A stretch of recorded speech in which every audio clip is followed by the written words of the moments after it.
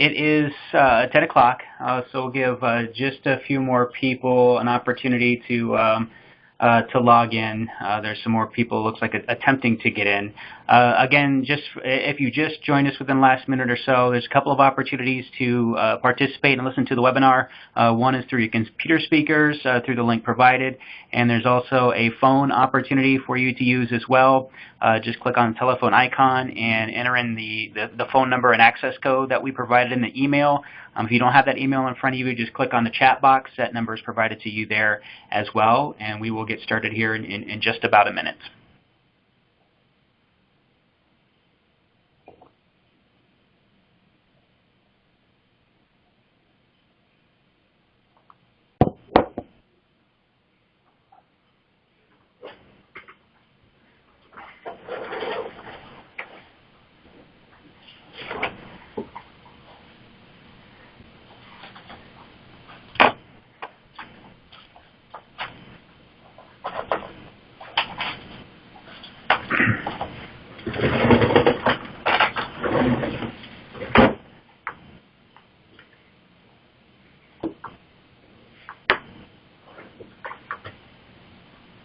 Okay, good morning.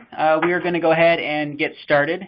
I appreciate everyone joining us this morning. My name is Chad Hibbs. I am the director for Ohio Family and Children First, and also joining me on the call, we'll have them on at various points during the presentation.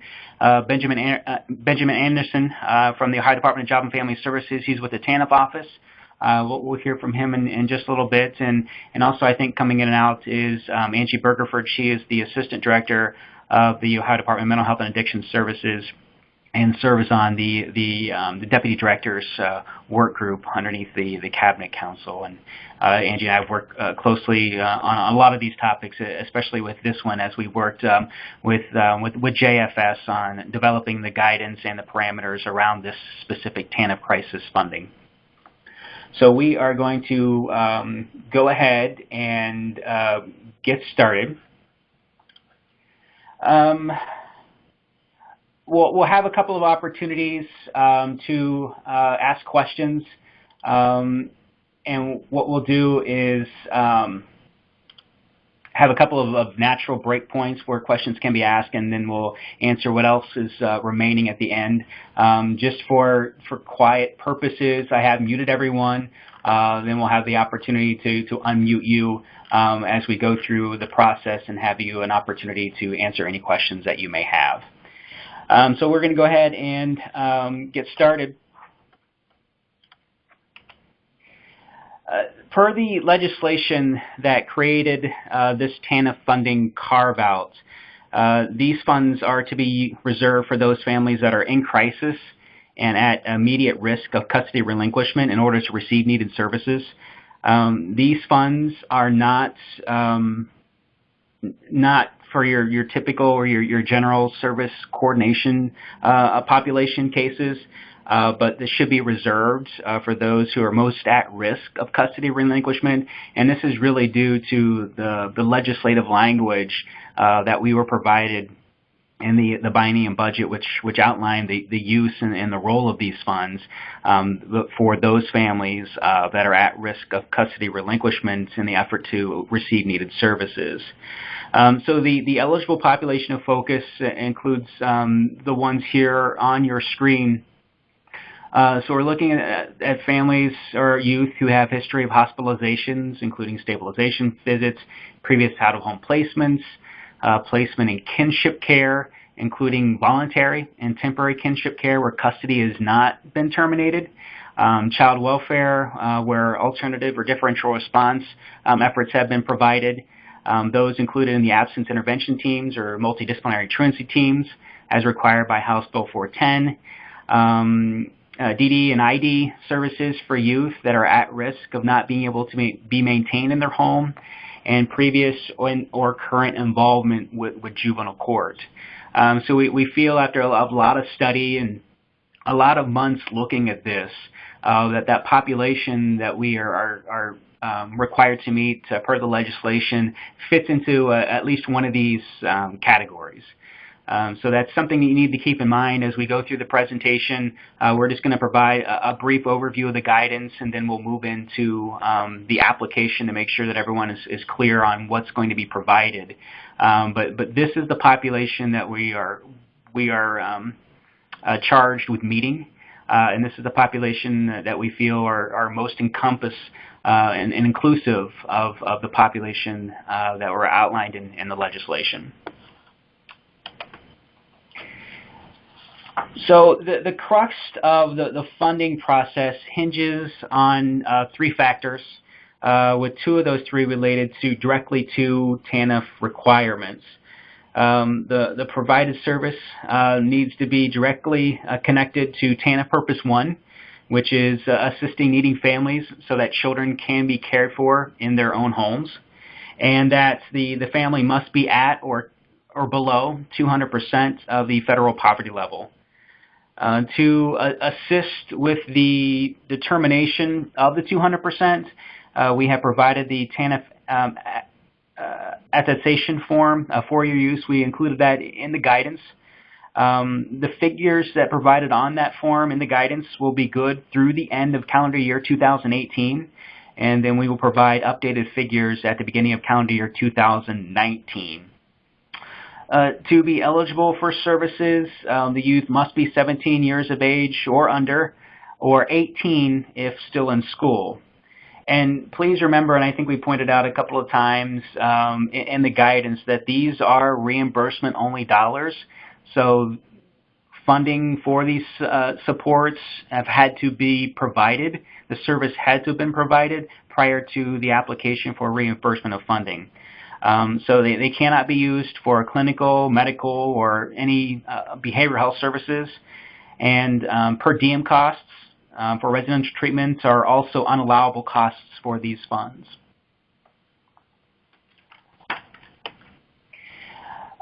Looking at some of the broad funding parameters, for these funds to be accessed, the youth and family must be enrolled in Family Children First Service Coordination with cross-system needs. The family must meet the at-risk threshold for custody relinquishment, and that goes back to the population of focus that we have. So if the family fits into one of these categories, they meet that at-risk threshold, and you have to meet the income requirements of the 200% of FPL. So listed here are the eligible services and supports that your county can submit reimbursement requests to help cover. We have chosen these services and supports as we have found that these are the most commonly provided services for this at-risk population. The idea is that we would be able to provide reimbursement for these common sets of services, which allows for counties to be more creative with local dollars as you work within your communities to identify and provide needed supports for these difficult-to-serve families. So with the restrictions of TANF funding, including the reimbursement-only requirements, we felt that by relieving the funding burden on these commonly used supports, that local funding, which is inherently more flexible, can be used in more creative ways to meet the unique needs of these youth and families. And we also wanted to eliminate the need of waiting for an answer from Columbus to provide needed services for these families who are in crisis. So what we tried to be able to do is to provide some reasonable assurance that if you're providing a service and support that is on this list, that you are guaranteed to receive a level of reimbursement funding. Now, again, that holds as long as there's funding available. But what we try to do is to say, okay, we know that these things are being provided and they're being provided frequently. So let's, as a state, utilize this TANF funding to create reimbursements for these specific items, and then local flexible funding can be used for the more unique needs that the family may have that would not fit under the TANF requirements. So we did it in a couple of different, we did it for a couple of different reasons, but mostly because we wanted to provide some reasonable assurance that if you provide something on this list that you would get some reimbursement, and then two, that your local dollars are more flexible than the TANF dollars that are identified for this project. So those should be used in as flexible as a manner possible to be able to provide those unique supports for those families that are in crisis. And as I said, we didn't want to have you waiting on an answer from Columbus on whether something is approved or not approved, because these families are in crisis. They are in immediate need, and we should not be a hindrance on you providing services for those families. So we keep mentioning the restrictions of the TANF funding, so we want to be clear about the services that are eligible for reimbursement.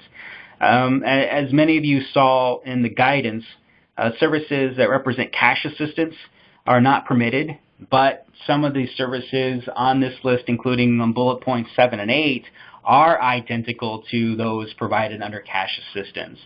The major difference between the two in this case are the employment status of the family and the length of time services are provided. And here's where I want to bring in Benjamin Anderson from ODJFS from the TANF office to provide some more context on these specific sets of services that look like cash assistance. Ben, are you there?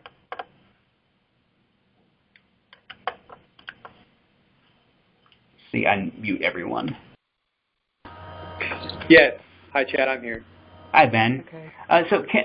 There were already some questions coming in prior to this about those that look like cash assistance. So can you provide some clarification on those? Sure. The federal regulations speak to assistance and non-assistance, and TANF assistance is money that's intended to meet basic needs of folks. So it's that general in that it can't meet their basic needs, and in particular, child care and transportation is called out as if you provide child care or transportation assistance to someone who is not employed for more than 4 months, that is. I don't think they make those. Okay, Ben, can you hold on just a second here? Just for a second.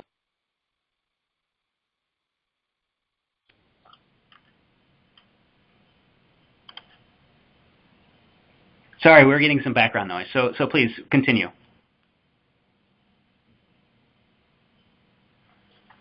Oh, I'm sorry, Ben, there was some background noise. So can you continue? For those of you who are not, could you please put yourself on mute? Then we'll open it back up for questions. But Ben, my apologies for interrupting you. No worries. So, right, as I said, that what you're looking at is what are you providing and what is the intent of the funds that are being provided. And if they're to meet basic needs, you start being concerned that you're meeting, that it's becoming TANF assistance. Or if you're providing child care or transportation to someone who's not employed, if that goes on for longer than 4 months. So sort of anecdotally, counties will always say don't spend more than 4 months because that way you can ensure that you're not that it's not turning into TANF assistance. So ultimately, you have to look at what it is you're providing and for how long you're providing it to make sure that it remains non-assistance, not assistance, and that's a key thing because first off, this is non-assistance. It must be a non-assistance program. And TANF assistance comes with a bunch of other requirements with it, a work requirement, a time limit, et cetera. So it's very important that you recognize the distinction there. Okay. I appreciate it. Thank you very much. So if you just can hang on here just for a few minutes and see if there's any follow-up questions. And remember that each of these services must be provided in the context of meeting TANF Purpose 1, so assisting families. It's also important to note that that it's impermissible to use federal funds and seek reimbursement with other federal funds.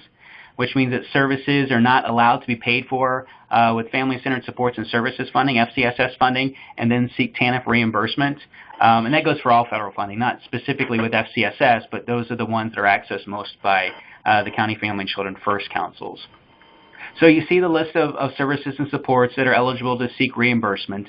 So non-clinical in-home parent-child coaching, non-clinical parent support groups, parent peer youth mentoring, in-home and out-of-home respite care providing, transportation, reimbursement for structured activities, food, clothing, shelter utilities, family and work-related child care, and then reimbursement for the unit rate of service provision of service coordination and wraparound.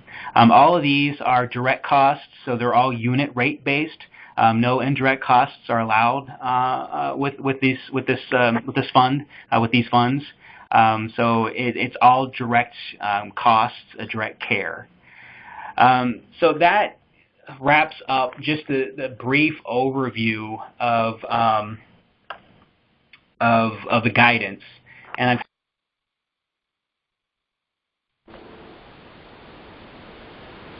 so I'll unmute everyone and make sure that you have an opportunity to ask questions. I've already received some questions on the chat, so I'll go ahead and go through those first.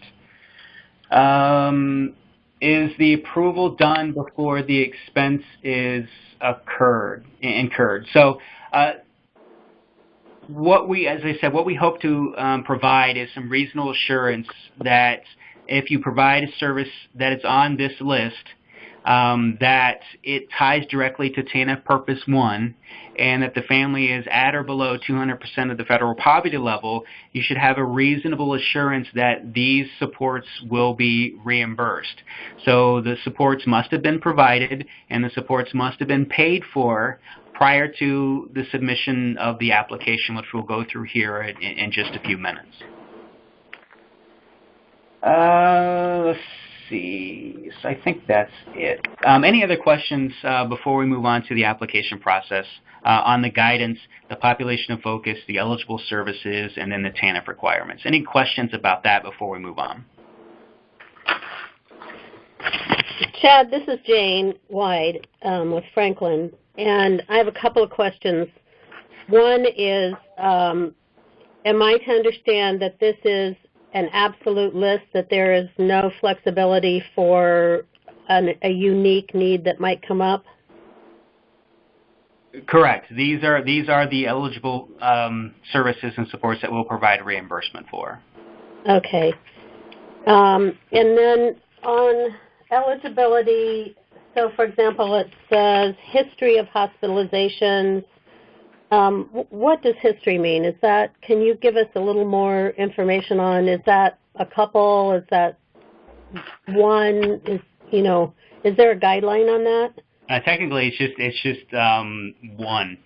So if there is a history of hospitalizations, including ER stabilization visits, that meets that threshold. Great. Okay. One additional question. Kimma Cunningham. Sure. So if I, as an agency, really think that this child or this youth has this need, it fits all the eligibility requirements based on what's written here, I have to go ahead and purchase the service or the product and then request reimbursement, hoping that everything falls in line. So I need to be prepared to really kind of eat that cost, but because I can't do any requests before I've already spent the money. Correct. Okay. Yeah, so the application serves a couple purposes, and we'll go through that here in just a few minutes. But for the nature of these TANF funds, they have to be reimbursable in nature. So the service has to have been provided, and then the service has to have been paid for. And I get that part, but like the way Montgomery County does FCSS, the agency requests the reimbursement, and we approve it prior to them expending the money, because then they know that they're going to get it back because it's been approved. They still have to spend it, but we've already had that interaction and that paperwork that says this is what they want to do, and based on what they're saying, yes, we approve it, so go ahead and purchase whatever you're looking for. But that's not going to work this way. No, I mean, the application is essentially your defense that the services supports that were needed met the requirements, and that it's tied to TANF Purpose 1, and that the family is at 200%. So that application is defending your decision to provide those services because you had an immediate need with a family in crisis. They fit the eligible guidelines, it fit the eligible services and supports, and then your application is defending that it meets TANF Purpose number 1. So that's what we're going to be looking at in the application process. So, okay. With the nature of the funds, this is the way that we have to structure this. Okay. Hey, Chad. And there's some information that we'll provide at the end of the presentation, which I hope maybe alleviate some of those concerns. So if not, then you and I can talk offline and kind of talk through your situation. Thank you. Sure. This is Geauga County. We had 2 questions for you. So sure. First, in the population of focus, it says current or previous involvement, so with kinship care. So does this mean that you could have a child placed with kin and then use this money to help pay for child care for that child that's currently in the kinship placement? Ben, you want to talk about the child care requirements? I think, Chad, wouldn't it be more about the fact that the statutory language is that it has to be the child would have to be in at potential loss of custody from the parents. In that case, would already have happened. So. Well, yeah, because as you look at it on the slide, that the kinship care that we're referring to is the involuntary temporary kinship care. So where custody is not terminated. So right, if so that is right, so like the family could make a plan, like a safety plan, to say that the kids are going to go stay with grandparents, but then grandparents work, and so the child needs daycare, but correct. Parents still hold custody, so we would be able to use it in a situation like that? Okay, so they're providing care. It's not that the child resides with the kin. It's that it's literally a kinship caregiver situation, yeah. Yeah, I'm saying they could be staying with the kinship caregiver, but custody not be terminated. Yeah, so you still have to watch out then for the 4-month limitation, because if the parent okay, so you would be able to do it for 4 months. Yeah. Okay. 3, I think, is the limit of the guidance.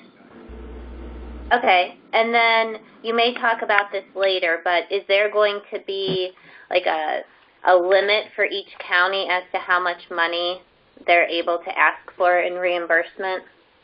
Yeah, we'll touch on that later, but just since you've asked the question, that there is no limit at this point in time, at least through the end of the current fiscal year. We want to get these dollars out the door as easily as we can and as quickly as we can, but with the caveat is that we'll continue to keep everyone up to date on where we're at with spending, because we do anticipate that these funds will start to flow once the applications are released, and that the application is a per family application. And I'll talk about that here coming up in just a few minutes. Hey, Chad. This is Sylvia from Licking County. What is child welfare alternative differential response? So the question is, what is child welfare alternative and differential response? It's a at-risk program that is provided through Child Protective Services. It's assisting a family that is at risk, but there has been no substantiation of abuse and neglect. So the family is just at risk of that type of behavior, and that there is a diversionary program provided under Child Protective Services, some call it alternative response, others call it differential response, that puts a plan in place for those families to eliminate that risk. So it's an at-risk program, at-risk support provided by Child Protective Services. Again, if we could use money for that. Dad, it's Brenda Rock from Franklin County. Yes. And I assume then the reimbursement for the unit rate for service coordination or wraparound is similar to the FCSS funds. And can it also just be used to pay for that service coordination, or does there also have to be a service provided? Can you elaborate on the last part of that question? So we have a family that's at risk of placement, and we're providing service coordination. Welcome. This service is provided by freeconferencecall.com. The recording has started.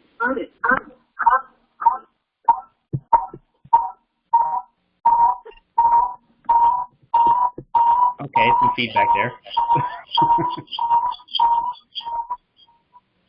All right, sorry, Brenda, go ahead. That's okay. So if we're providing service coordination for an at-risk family that's eligible for these funds, we could use this funding potentially to pay for that, probably face-to-face time with the family based upon the unit rate, correct? Correct. Okay. And that can be whether we're spending the dollars on some other service or not, correct? Right. Yeah, that's the point that I'm not quite getting what your question is. So you want me to give it a go? Yes. So if we have a family who's at risk of placement, and we're providing heavy-duty service coordination RAP, but other sources are paying for direct services like coaching or respite, et cetera, we're not using this fund for those purchase of service, just the service coordination. Is that allowable? Yes. Okay, thanks. Yeah. We had a question come in. As long as funding is available, will reimbursement always be at 100%? In other words, there will be no partial funding of request. Yes, as long as funding holds out for this through the end of the current fiscal year. It's first come, first serve. So we will be looking at those applications as they come in. Then as we get closer to the limit, then we'll start looking at that and continue with the and it really just depends upon the rate that the money is cycled through. But we don't anticipate making too many of those decisions where it's 100% or partial or half or whatever. But as long as funding's available, they'll be at 100%.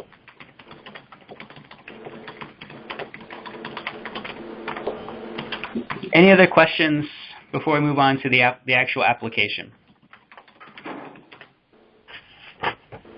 Okay. So there are 3 segments to the application process. The components of the actual application, which we'll review here in just a few minutes, and the TANF requirements, and the check for potential fraud. So you look at 1, 2, and 3. I want to focus on 3. We'll go over 1 here in just a few minutes. But the counties need to partner with their county JFS to request a review in the CRIS-E system for fraud indicators. So that's one of the TANF requirements that we need to abide by.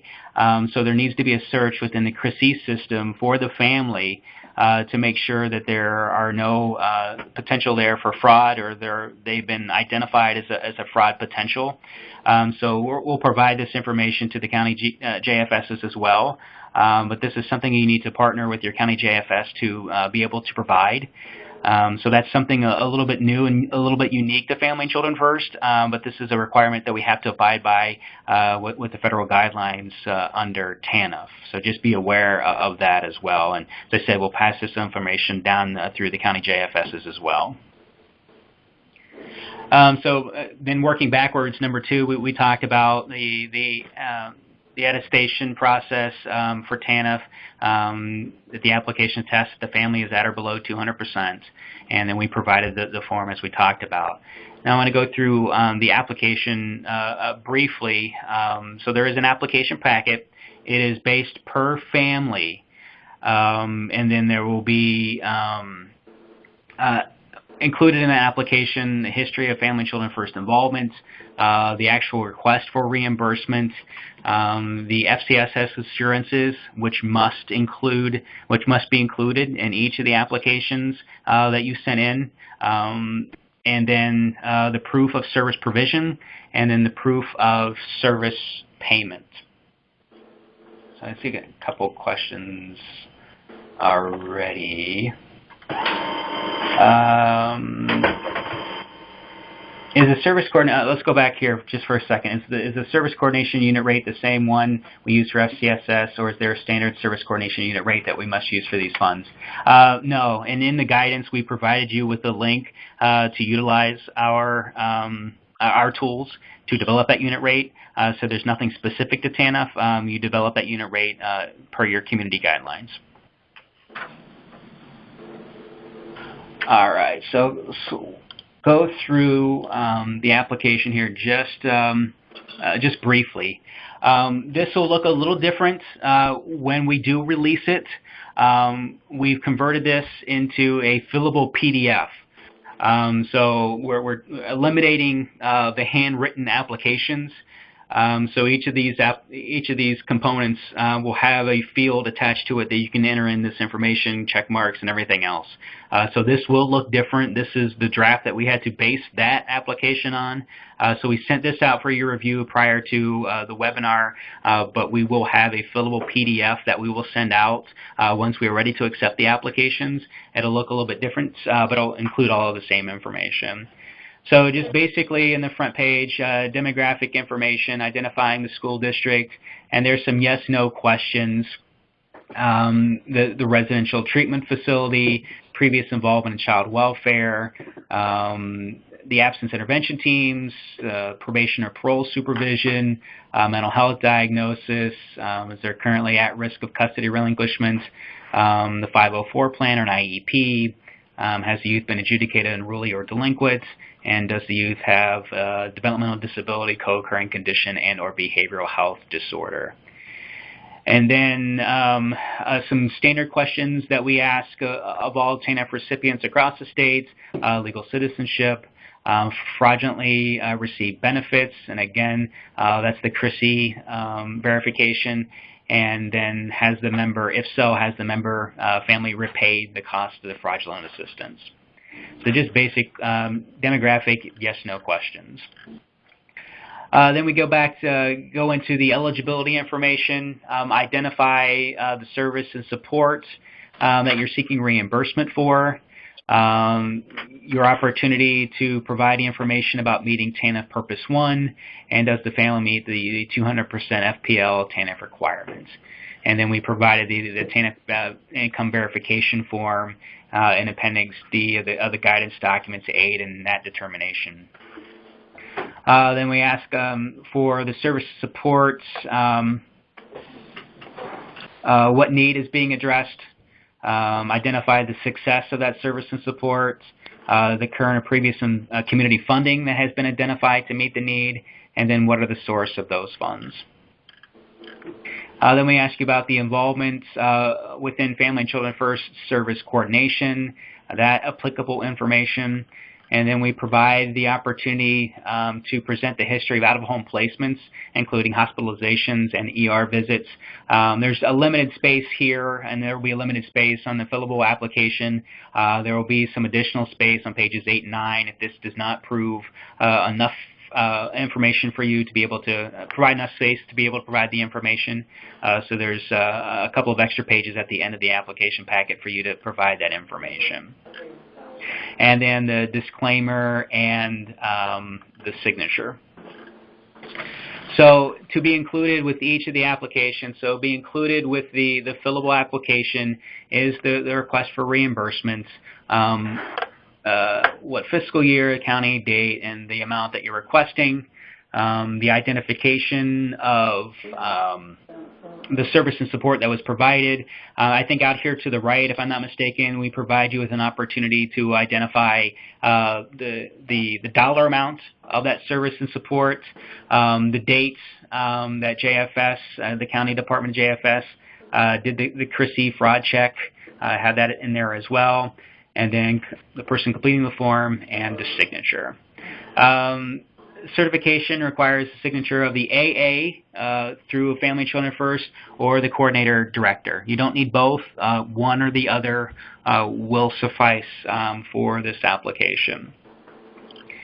And then also completes the FCSS assurance statement for the TANF crisis funding. These are a little bit different than what we use for FCSS, so please review these. This indication and the required signature of the coordinator, could be the AA, needs to be sent with each application as well, regardless of the number of applications that you sent in. And then the last couple of pages are more opportunities for you to provide history of out-of-home placements and hospitalizations. So that's the application in a nutshell. As I said, this will look a little bit different when you finally get it. We will release the application when we are able to accept the applications. We are waiting on the signatures on our interagency agreement, and once that final signature of Director Dungy is provided, that date will become the date in which you are able to provide services and provide to provide the payment for those services. So we're anticipating, keeping fingers crossed, that we release the application next week. So if it comes on Monday, the earliest that you can provide an identified services support is March 19th. And then after that service is provided is the earliest date in which you can have paid for that service before an application can be processed. So at the earliest, you cannot provide that service and support prior to the date of March 19th, and that service cannot be paid for prior to the actual provision of that service.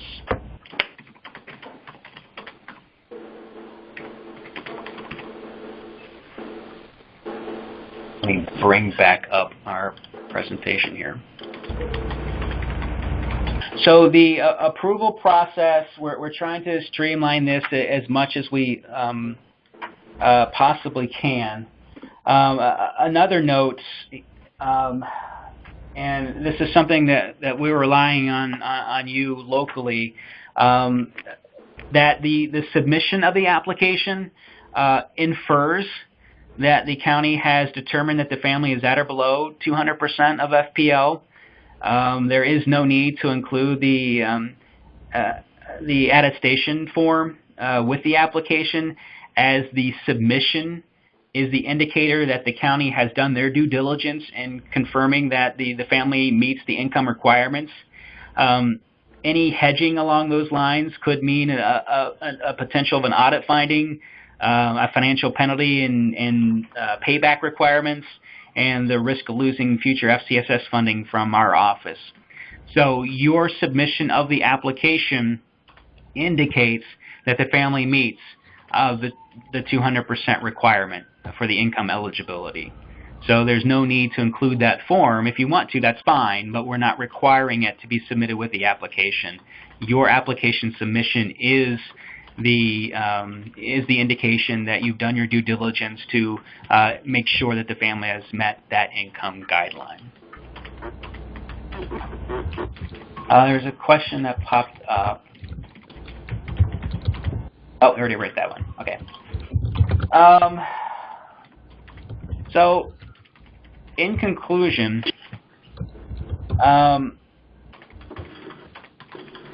what we will be doing is, when I receive the application, and let me go back here, the approval process. So when you submit the applications to our office, I will review it for completeness and the provision of eligible service tied to TANF purpose number 1.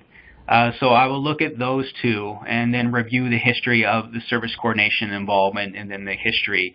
So I'll review the application for accuracy, completeness, and it is tied to TANF Purpose 1 for the specific population. So once I have reviewed that, I will move it on to JFS for final review.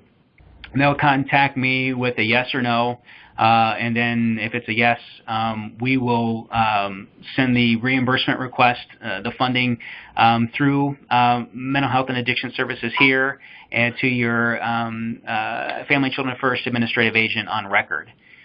So the funding will be receiving. Well, you'll be receiving the funding from Mental Health and Addiction Services. So when that EFT comes in, that's where it was going to come from. And then once we have that, and then OMOS release the reimbursement to the AA. So what, and kind of just to give you a look into what we will be doing, when I get the application in, I go through this checklist that we developed with JFS to go through and make sure that the submission that you provided meets all of the allowability, that is accurate, and that all of the requirements have been met. So I will go through each of these applications and answer yes or no. If there is a no in any of these columns, I will send that application back to you with questions. It won't be immediately denied, but what it will be is I'll need to follow up with you to get some clarification.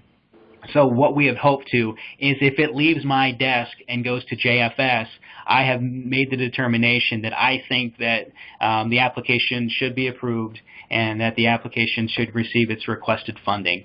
If you hear back from me that says, okay, we have some questions, then we want to get the questions dealt with first, rather than getting to JFS and them saying no, and then we have to go through the process again. So I will do my due diligence to make sure that it meets all of the requirements before I send it off to TANF through JFS for them to make final approval. What we don't want to happen is an application go to JFS and they say no, and there's something that I missed. So there's this checklist that we're going to go through, and then there's also information that I need to put through here as well, and then there's some sheets that I need to fill out from JFS, which who you paid, what you paid, why you paid, and then the overall invoice page. So there's a lot of information that we're going to glean out of that application, and if there's any question or if there's any concern or there's any forethought that this is not going to be approved, I will send it back to you and seek clarification. It's not that you can't revise and resubmit, but if I'm passing along, it's because I feel that that application is warranted and that funding should be provided.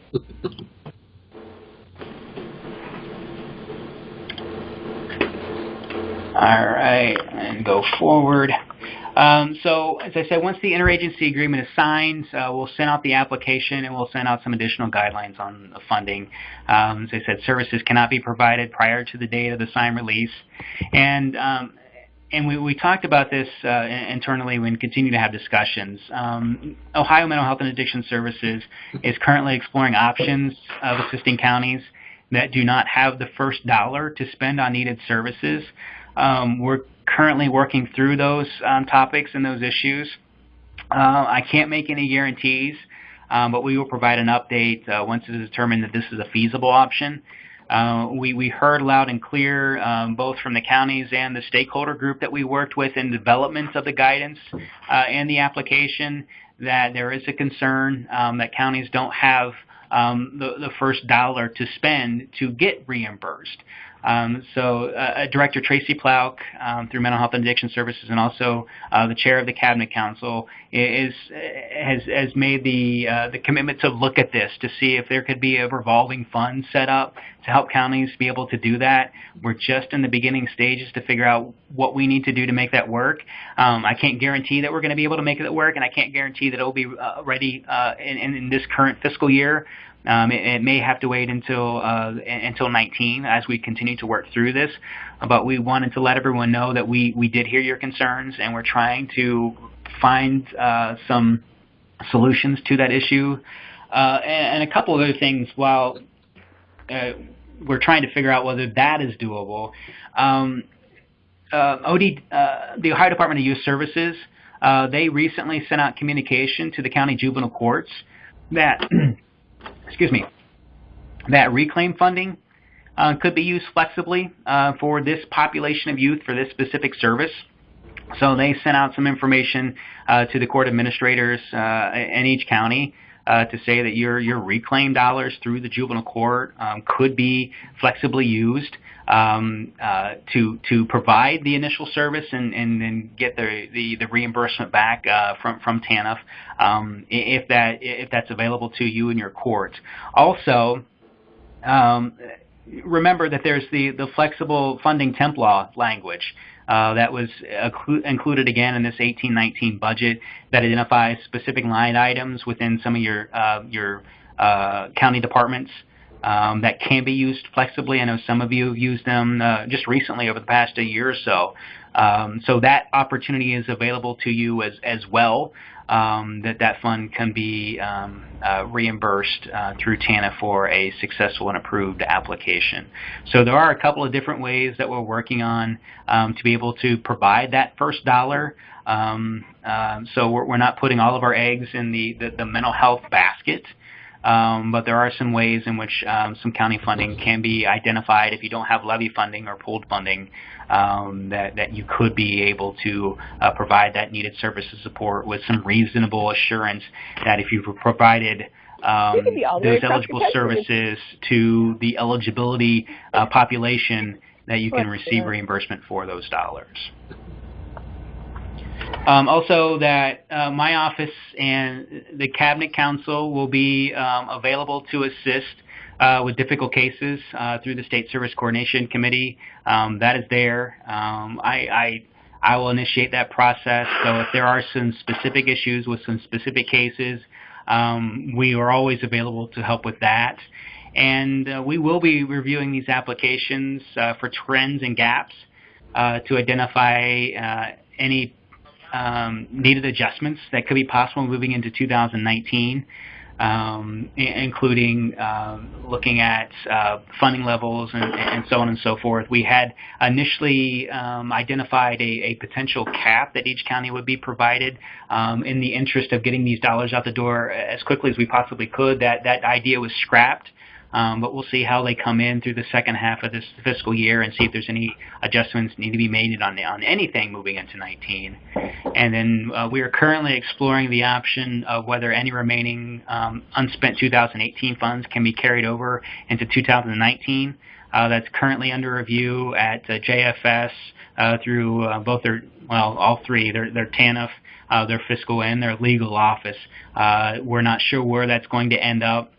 But we are exploring that option. I wouldn't count on that, but we have to just wait and see when we get that response back from JFS and their legal department and fiscal and TANF as well to see if that is something that we are able to provide. So that's what we have.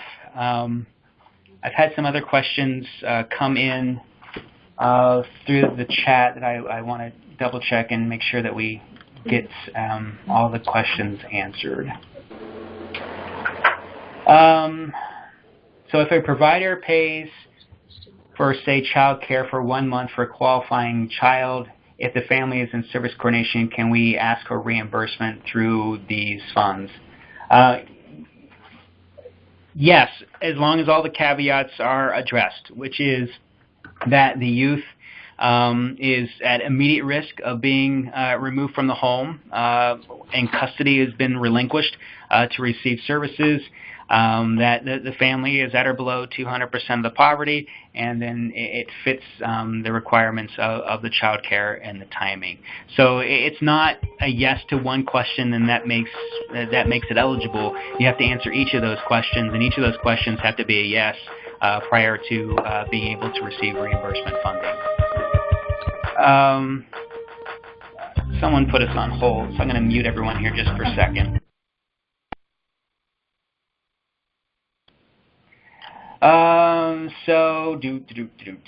Will we receive a copy of the TANF checklist? No, that's just for my, because it has more of the the overall guidelines for the application. The guidance and this provided you with the outline of what those TANF requirements are. They have to be at risk. They have to be at 200%. And then they have to be provided one of those eligible services. And what I do is then through that checklist is to make sure that all those pieces and parts are in place, that I don't overlook anything when I submit it, because JFS will look at it through a very close lens, and it's just a check on me to make sure that I've looked at everything that I need to look for prior to submission to JFS. So it's just check and balances on our part. What do we need from families to verify TANF eligibility? So again, in the guidance that we sent you, there is an appendix that includes that attestation form. So the successful completion of that form will then lead you to the determination that they're at or below 200% of the federal poverty level. Included on that form are the income levels for various number of household members in the family. So that form, if you complete that form and that leads you to the determination they're at or below 200%, then they meet those TANF eligibility requirements. Services cannot be provided prior to the date of the signed release. So yeah, there is an interagency agreement between our office, JFS, and Mental Health and Addiction Services to make sure that these funds are passed legally to each other and out to you. So no services can be provided prior to that form, prior to that interagency agreement being approved and signed. So it's going through the signature process now. And once we get those signatures, which we're hoping yet this week, we will announce the date in which services and supports can be provided. But we haven't announced that yet, and we won't release the application until you're able to then provide services and support. So that information is forthcoming. We're anticipating that the application will be released next week.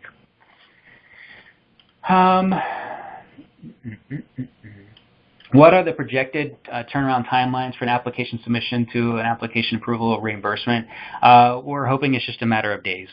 Now, if I get an application at 5 o'clock on Friday, that may not happen until Monday or Tuesday, but it is our assurance that I will review them as soon as I get them, and I will go through as quickly as I can to make sure that all the eligible pieces and parts of the application is there. Any questions are asked and answered, and then I'll send it off to JFS, and they've made assurances that the person I will be working with over there will review it in a very timely manner, so we will let you know.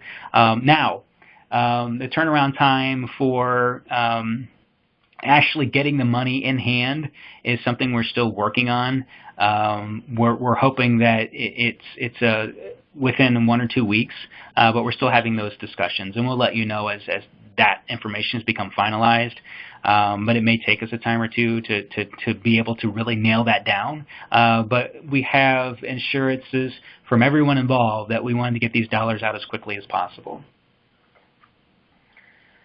To clarify, our county does not have pooled funds. If an agency pays for the eligible service for a child and service coordination with council, can the council ask for reimbursement for the agency? Yeah, that's what the application is for.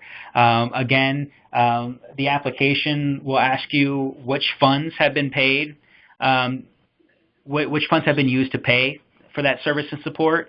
And the thing that you have to be aware of is that your agency or any of the other partner agencies did not use federal funding to do that. So you have to identify on the application which funds were used to pay for that service and support. So as long as everything is allowable and they aren't federal funds, then yes, you could submit on behalf of another agency. But again, you meet the caveats. Enrolled in service coordination, at risk of custody relinquishment, 200%. I can't say that enough.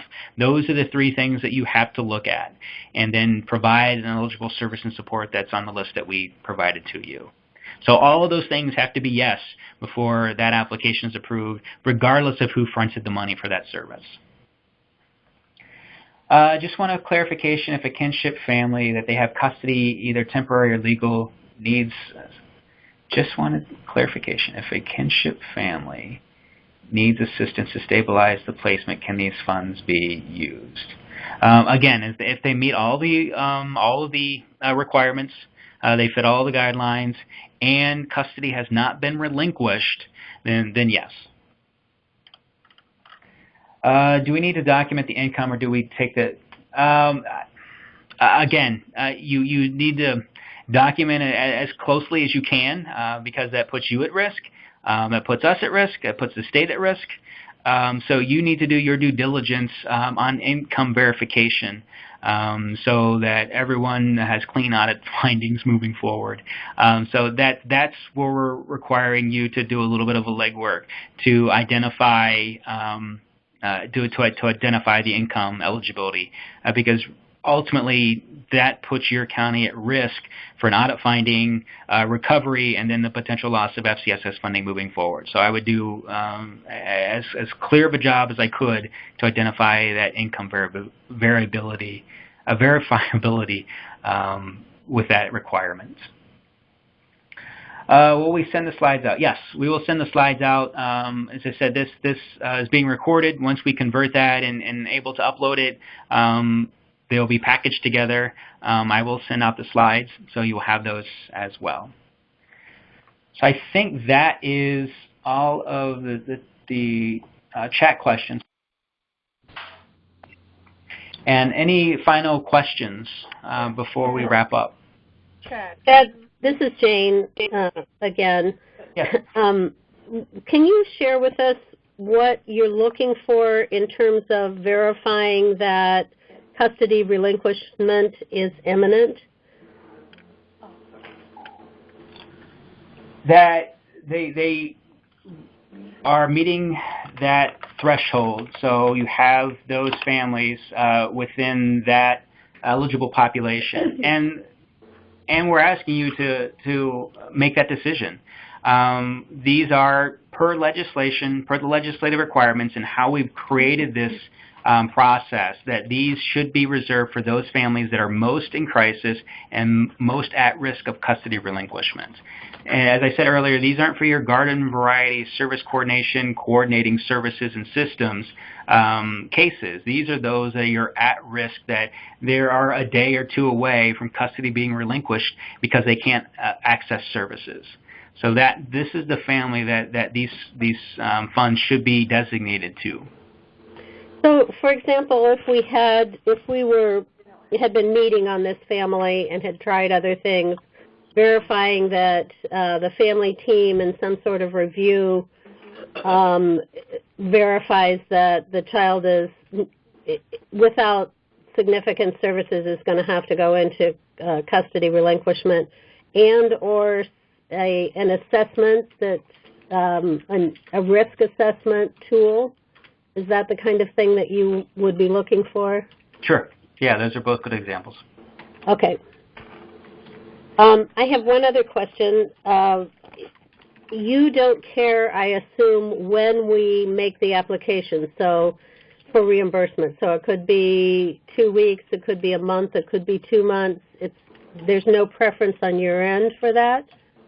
No, it'll be a rolling deadline. So as long as funding is available, yeah, we'll accept those applications. And I said we'll keep everyone updated on where we're at with spending, and keep everyone where we're at up to date with where we're at as far as the remaining funds.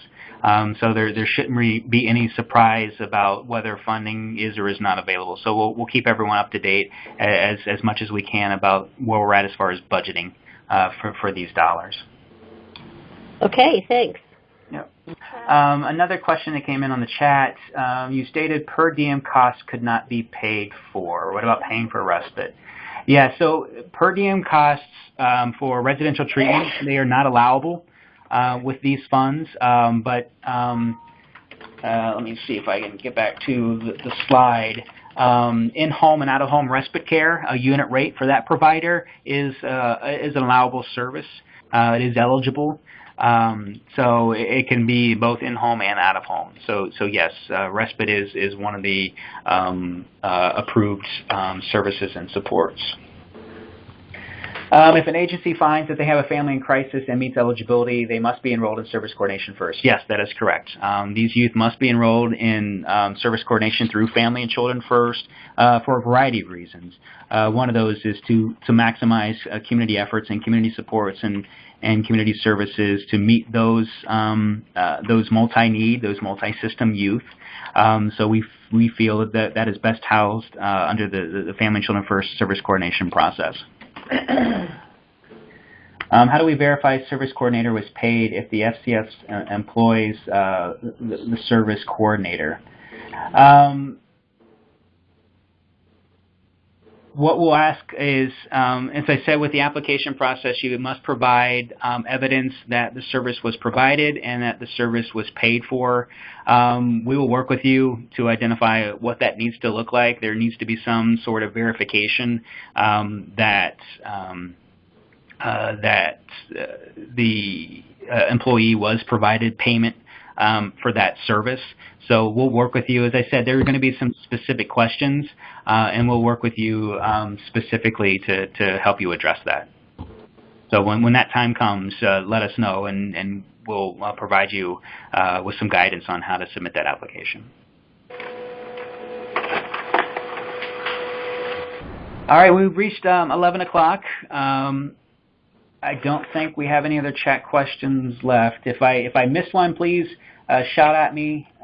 Make sure I want to make sure all the questions are answered. Any other questions from you on the phone? All right. So I appreciate your attendance. I do want to give another thank you to Ohio Department of Job and Family Services, Ben and Krista and Sue and Kara for helping us put this application together. There was a stakeholder group that was part of this process as well, and thank you to the leadership of Mental Health and Addiction Services as we continue to move these funds through the administrative agents of council, and without them, this will be a lot more difficult process. So I thank to Tracy, Director Plauk, and Assistant Director Bergerford for their continued assistance, and then also the Cabinet Council Deputy Directors Work Group that kind of really did the lion's share of putting this application together. I appreciate their efforts as well.